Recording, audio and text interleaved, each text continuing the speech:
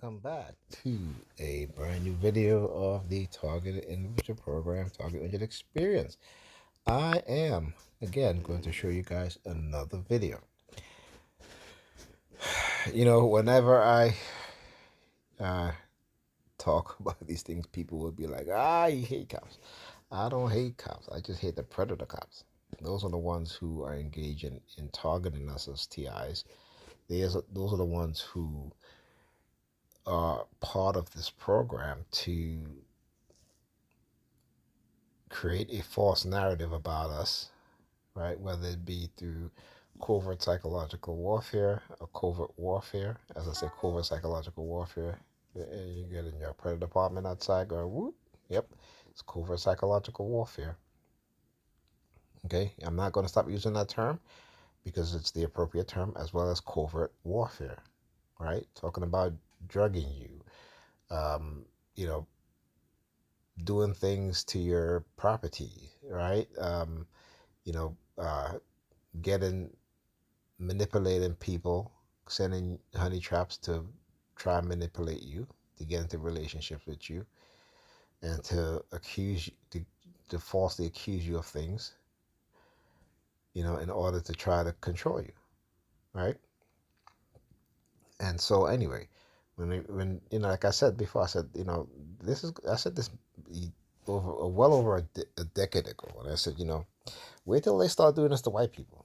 Okay? Wait till they start doing this to white people, because white people have remained silent as these predator cops across America have, hunt, killed, assault, falsely arrest, set up, frame up black people, charge them for crimes they didn't commit, because they want to advance their career, and also because they want to put black people back into slavery, particularly black men. And in the prison system, you're actually a slave. Okay? Listen, no, watch this. All right, and again, this is for commentary, educational purposes.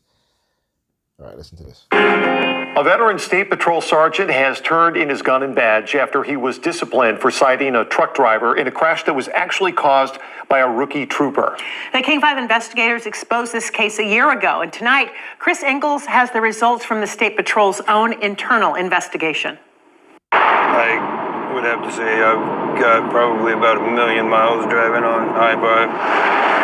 Trips down Interstate 5 are not the same for Sean Fouch, a longtime trucker.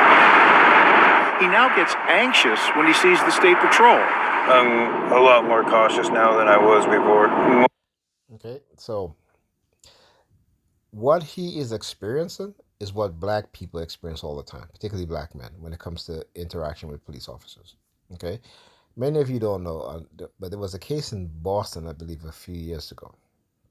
I believe it's Boston, where a police officer arrests a black man because he ran from them. Not because he was doing anything wrong. He didn't do anything wrong. But because I talk about the fear-based psychological conditioning or fear-based trauma conditioning, this is why you see, particularly white police officers, they will look at a black man and they'll say, well, you look suspicious because I looked at you and you looked away from me. Well, yeah, because I see you looking at me and I don't want you coming over here. If I was to look at you, you'll think that I want to be confrontational, right? Because, again, this is their ego. So either way, as a black person, particularly as a black man, it doesn't matter what you do, right? We have to change the mindset of these police officers. See, they keep saying that, okay, we as black people have to change our mindset, which I think is kind of, ridiculous, right? Because, again, black person could be jogging on the street. White officers see a black person jogging, right? But that black person, in his mind, he's running away. He must have done something, right? So they will stop, detain, arrest that, run his name through the system, what have you, right? There were other examples where you have black person who was just walking. Police would jump out of their vehicle. What they do is called jump scare. And they used to do that to me when I was a teenager.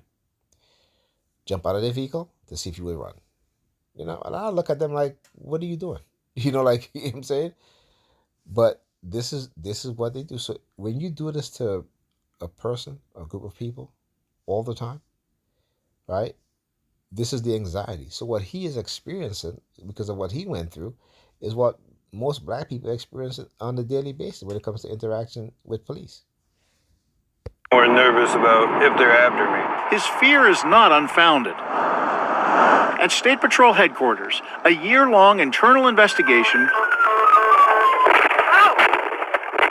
determined a State Patrol sergeant pinned this crash You okay, buddy?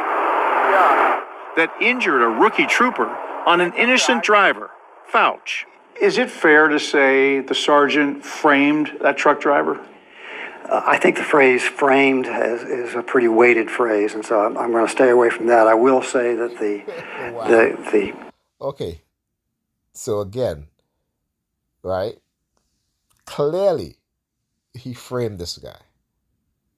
But they don't never want to use the proper term when it comes to the criminality, right, of what these officers engage in. Okay? Now, had this been somebody in the public now, they would have definitely used the word frame or set up. the sergeant pushed a false narrative. But he did set the trucker up for a negligent driving citation. I absolutely agree.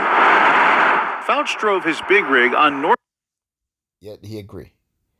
That's framing. What he just did was frame that truck driver. northbound I-5 in August of 2022.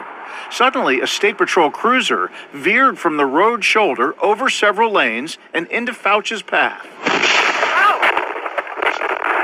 Even with telltale evidence from dash cameras, Sergeant T.J. Johnson pushed prosecutors to pursue a negligent driving violation, a charge that threatened Fouch's commercial driver's license. They knew they were in the wrong, and they were just trying to cover themselves. Fouch's defense lawyer found even more evidence of a cover-up. Just for the record, this is kind of unusual, but I'm definitely on your client's side for this case. I don't think an infraction should have been written. That's the State Patrol's own crash expert who blamed the young trooper for the wreck. The sergeant went ahead, though, and proceeded with the infraction. That was a false allegation. What it appears to me is that they all circled the wagons around him and are trying to insulate him from any possible backlash. The just completed internal investigation found Sergeant T.J. Johnson committed ethical violations, misconduct, and, after King 5's story triggered the internal investigation, insubordination. The sergeant was saying. And again, it starts with leadership. It starts with leadership, okay, from the top down. When the majority of sergeants, commanders of the captains, have this mindset, then what do you have within the department amongst police officers? You have the same mindset, right? So again, this is the conditioning of police officers to have a predatory criminal mindset in which they can do things like this. Okay? So I'll talk to you guys on the next video.